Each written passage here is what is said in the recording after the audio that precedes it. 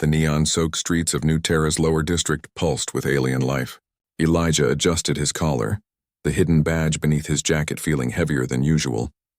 3 years undercover in the galactic smuggling rings, and tonight was supposed to be his breakthrough, until a desperate purple hand grabbed his arm. "Please, human. Don't arrest my sister." Elijah turned to find himself face to face with a young Zyrathi girl, no more than 16 in human years. Her lavender skin shimmered under the streetlights, and her 4 eyes, arranged in a diamond pattern across her face, brimmed with tears that refracted light like tiny prisms. "I think you've got the wrong person, kid," Elijah said carefully, maintaining his cover. Around them, various alien species hustled past. Vrelian merchants with their chitinous exoskeletons, gaseous lumens floating in containment suits, and the occasional human trying to blend in. "No. I saw your badge when you reached for your communicator," she whispered urgently, her vocal cords producing that characteristic harmonic quality of her species. "I'm Zylara. My sister is Emma. Yes, she has a human name because our mother loved your species. And she's inside that warehouse." She pointed to a decrepit building across the street. "But she's not a criminal." "She was forced." Elijah's jaw tightened. Emma. That was the name of his primary target. A Zyrathi who'd allegedly been coordinating weapons smuggling to separatist groups in the Outer Rim. Intel suggested she was dangerous, calculating, and had orchestrated deals that resulted in civilian casualties. "Your sister has made her choices," Elijah said, though something in Zylara's desperation made him pause. "You don't understand," Zylara's voice cracked. "The Vrelian Syndicate has our mother. Emma's been working for them for 2 years, doing whatever they say, because they promised not to harm her. Every shipment, every deal, it's all to keep our mother alive." A classic sob story, Elijah thought. He'd heard variations 1,000 times. The galaxy was full of criminals with supposedly noble reasons. "And yet, how old is your sister?" he asked. 21. "She was 19 when they took our mother."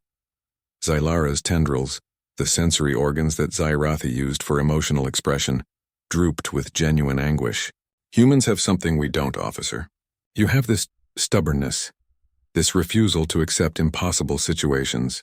Emma told me stories about your species, how you've survived extinction events, rebuilt after wars, persisted when every other species would have surrendered." Elijah felt something stir in his chest. The Zyrathi were known for their strict adherence to probability and logic. They were a species that calculated outcomes and accepted inevitable conclusions with grace. Defiance wasn't in their nature. "What exactly are you asking me to do?" "Be human," Zylara said simply. "Find the impossible solution. Save my sister and our mother. You're Elijah Carter.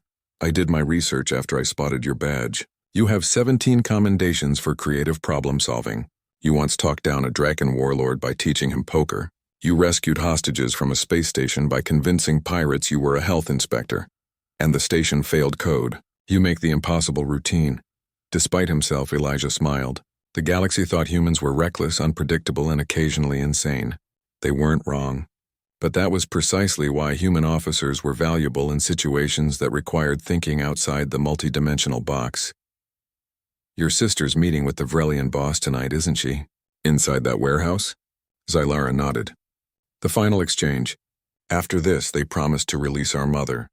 But Emma knows they'll kill them both to eliminate loose ends. She's accepted her death as the most probable outcome." "Most probable isn't certain," Elijah muttered. His mind was already racing through scenarios, calculating risks, seeing angles that others might miss. This was what humans did best. They looked at a 99% chance of failure and focused on the 1%. He tapped his communicator. "Carter to command. I need a full tactical team at my location, but keep them 2 blocks out, and get me everything we have on Vrelian Syndicate facilities in the district. I'm looking for holding cells. Carter, what are you planning?" His commander's voice crackled through. Something stupid, probably. Standard human protocol. Within minutes, Elijah had the information he needed. The Syndicate's main holding facility was 4 blocks west, an old processing plant. If Zylara's mother was still alive, she'd be there. "Here's what we're going to do," Elijah told Zylara, "and I need you to trust me completely, even when it seems like I'm making things worse." Elijah burst through the warehouse doors with his badge held high. "Galactic Police. Everyone on the ground now!" The scene inside froze. 3 Vrelian enforcers, their boss Thraknor, a massive specimen with acid-scarred carapace, and Emma. The young Zirathi woman looked exactly like her sister, just older, with eyes that had seen too much suffering. Officer Carter, Thraknor clicked in amusement. We have diplomatic immunity for this facility. You have no jurisdiction here. Diplomatic immunity doesn't cover weapons trafficking to terrorist organizations, Elijah countered. Emma here has been very busy. Emma's eyes widened in confusion as Elijah approached her. Emma, you're under arrest, he announced loudly, then whispered as he passed her. Play along.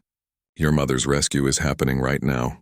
Her sensory tendrils twitched, the Zirathi equivalent of a sharp intake of breath, but she remained silent as Elijah placed restraints on her wrists. You cannot take her, Thraknor growled. She works for us. Worked, Elijah corrected. Past tense. She's been my informant for 6 months. How do you think we knew about tonight's meeting? She gave us everything. Your supply routes, your contacts, your holding facilities. He paused for effect. Including the location where you're keeping a Zirathi civilian named Lyra. The lie was perfect because Elijah made it sound inevitable, backed by certainty. Humans were exceptional liars not because they were inherently deceptive, but because they could believe their own narratives with absolute conviction. Thraknor's mandibles clicked rapidly, a sign of agitation. You're bluffing, am I? Check your facility. I'll wait. The Vrelian boss grabbed his communicator. His expression darkened as the report came through. Sir, there's been a breach. The holding cells are empty. Security team is down. Elijah's tactical squad had moved the moment he entered the warehouse. The simultaneous raids were textbook human strategy. Create multiple crises at once, force your enemy to divide their attention. So here's how this ends, Elijah said conversationally. Emma walks out of here with me. Her mother is already in protective custody. You're going to let us leave, because if you don't, my team finishes broadcasting every piece of evidence Emma provided directly to the Galactic Council. Your diplomatic immunity vanishes and you'll spend the next century in a detention moon. You'd sacrifice your career for these Zirathi? Thraknor hissed. Elijah shrugged. That's the thing about humans. We're really bad at accepting inevitable outcomes. We look at hostage situations and think everyone lives. We see impossible odds and grab our dice. Your species calculates probability. Mine calculates possibility. There's a difference. The standoff lasted 3 heartbeats before Thraknor stepped aside. This isn't over, human. It never is, Elijah agreed cheerfully. Outside, Emma embraced her mother and sister, their sensory tendrils intertwining in the Zirathi expression of profound relief. Zylara looked at Elijah with something approaching awe. How did you know it would work? She asked. I didn't, Elijah admitted. But here's what I've learned about the universe. Impossible is just another word for hasn't happened yet. Your species respects probability. Mine disrespects it professionally. Emma approached him, her 4 eyes shimmering with gratitude. Why help us? Your career, your safety, you risked everything. Elijah thought about it for a moment, then smiled. Because somebody told me to be human. Turns out that means being a little bit crazy, a little bit hopeful, and refusing to accept that anyone's fate is already written. As he watched the 3 Zirathi disappear into the crowded streets toward a new life, Elijah's commander's voice crackled through his communicator. Carter, what the hell did you just do? Standard procedure, Commander, he replied. I found the 1% and ran with it. That was humanity's gift to the galaxy, not superior technology or overwhelming force. But the stubborn, reckless, beautiful refusal to accept that hope was a mathematical impossibility.